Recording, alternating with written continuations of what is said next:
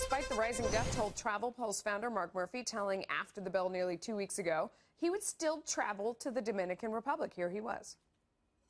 I was just there in January. I personally would get on a plane tomorrow with my wife and kids and go there because I know the destination, and this is too scattered to be some conspiracy. All right, we wanted to check back in and see if anything has changed, and Mark Murphy joins me now. Mark, what do you think? Yep. Well, I'm actually booked now for the first week of August to go down to the La Romana area. So yeah, I'll be heading down.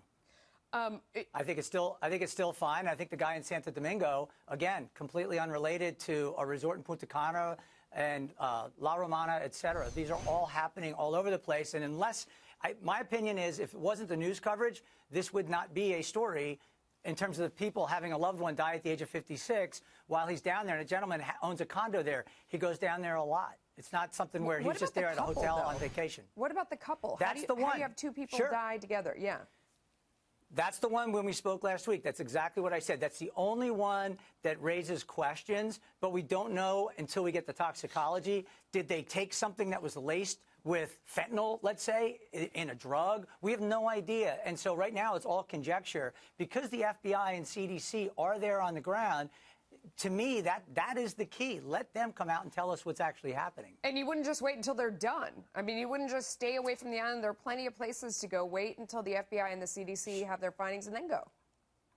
Well, so yeah, that's a good question, right? So the question becomes, because these things are, quote, happening down there, I'll bet you if you went around to various islands, various countries around the world, for instance, Thailand. Thailand's a great, safe destination. Been there many times. They've had 33 deaths last year of American tourists. Yeah.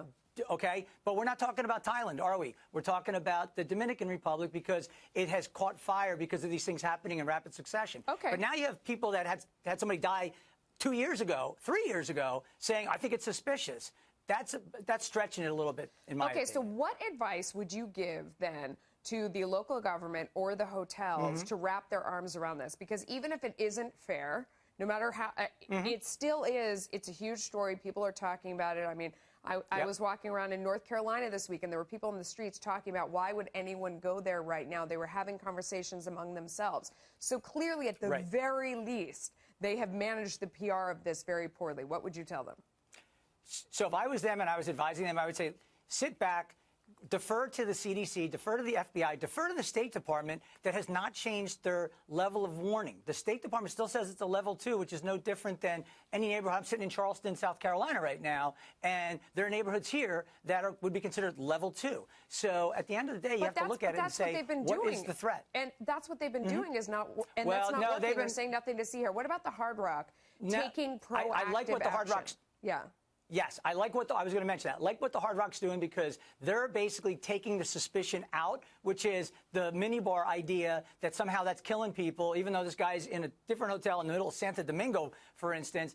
That's a smart move, saying we're going to have a U.S.-based healthcare oversee what we're doing here on property. That is great stuff. Great PR moves, proactive. I like it. Don't be defensive. You've got the CDC, the FBI. You've got the State Department. They're saying, yeah, State Department saying, continue to go. Yeah. That's what the State Department's saying with a level 2 warning. Okay, Mark Murphy, best of luck to you. I hope we talk to you again before you leave and when you come back. Always ready. All right. Thanks. Bye.